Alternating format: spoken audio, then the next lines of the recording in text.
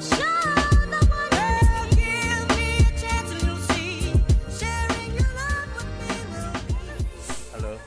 Sobat 89 Engineering, jumpa lagi bersama saya.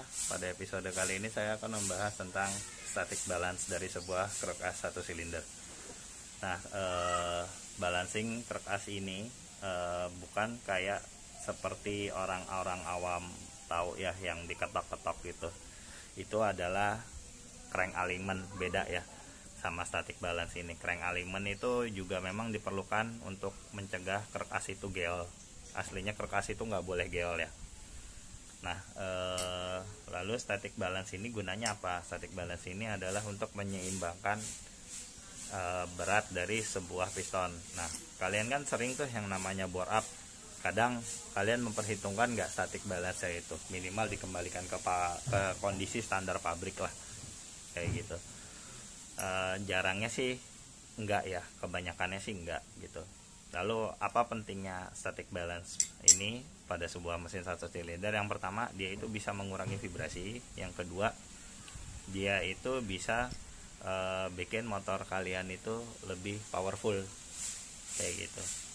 Makanya ketika kalian korek udah mentok nih, kalian melakukan static balance ini, menyesuaikan dengan piston yang dipakai, itu motor kalian bakal bisa lebih melejit lagi. Kayak gimana? Yuk kita simak. Langsung saja ke penerapan static balance ya. Di sini saya ada 2 buah kruk as. Itu kruk asnya ini sama ya, F1 JTR. Yang ini adalah kondisi standar tanpa tambelan pemadat kompresi, stang sehernya standar, lalu tanpa timbel, tanpa tindik gitu. Lalu yang ini adalah kruk as yang sudah dimodifikasi, ini tambal pemadat kompresi, terus ini tindikan timbal ada 3 biji ya. Tapi di sini static balance-nya dia tetap ngikutin standar ya, jam 5. Nah, ini posisi standar ya. Tuh, jam 5. Titik big pen-nya di jam 5. Gitu. Ini kruk as yang tadi yang saya bilang sudah ditindik ini, dia hanya untuk memperbesar momennya aja gitu, tapi belum bisa menyeimbangkan dari berat pistonnya.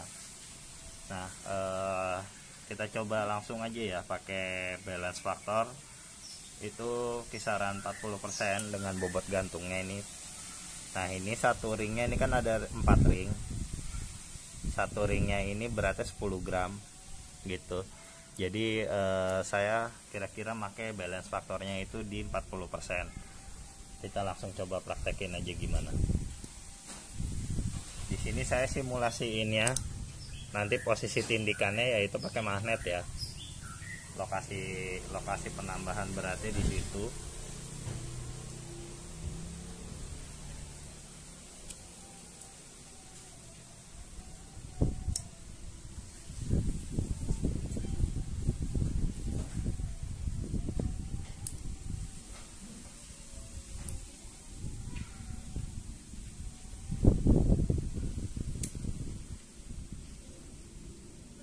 Nah, udah berubah sendiri kan. Nah, kira-kira kayak gitu. Nah, ini tinggal dikasih bobot gantungnya. Nah, untuk 2 tak kalian ini jangan lupa rochesnya tetap ikut ya, tetap ikut dipasang. Kita coba ini pasang bobotnya, bobot gantungnya 40 gram. Nah, ini yang namanya static balance itu dia akan berhenti di semua posisi ya. Mau jam 1, jam 2, jam 3, jam 2. Ini karena ada gaya magnetnya, aslinya berhenti ini. Jam 3 nya berhenti, jam 2 nya berhenti, jam 1 nya ini dia ketarik magnet nih, jadi dia harusnya sih diem nih, tapi ini karena ketarik magnet gitu. Nah, ini posisi jam 9 nya, posisi jam 10 tuh ketarik magnet dia. Harusnya ini kalau udah ditindik dia ini diem nih gitu. Ini jam 12 ya gitu. Poin pentingnya sih yang di jam 3 sama jam 9 ya gitu. Ini udah mewakili dari balance faktornya krok as kalian itu bisa diem atau enggak gitu. Kalau misalkan ini dia masih misalkan kalian pakai bobot 40%, dia itu masih ke bawah, artinya pemberat kalian terlalu berat ini, jadi balance faktornya lebih kecil lagi gitu. Kita coba kurangin kayak apa kalau dikurangin. Kali ini kita pakai kisaran 30%.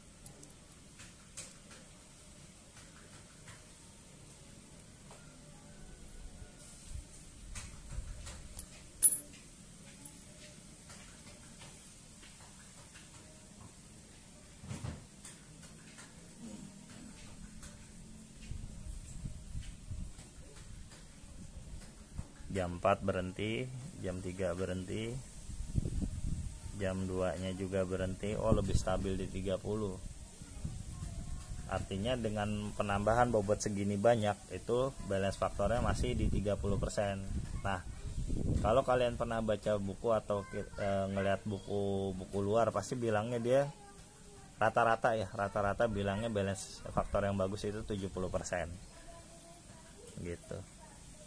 Nah, kalau misalkan, tapi ada beberapa tuner juga ketika pakai nilai tersebut malah motornya makin geter gitu. Jadi ini nggak bisa jadi dibilang patokan fix ya, enggak. Tapi ini hanya sebuah pendekatan gitu. Pada prakteknya kalian memang harus cari yang cocok gitu, karena peruntukan mesin berdiri gitu, kayak misalkan mesin GL, mesin ALX atau mesin apa gitu yang berdiri Tiger kah, itu beda ya, sama kayak mesin tidur, mesin Matic, mesin F1 ZR, mesin Satria aja yang 45 derajat beda, kayak CBR itu beda. Seperti itu ya ringkasannya. Semoga manfaat, kalian bisa coba sendiri kira-kira seperti itu. Sampai jumpa.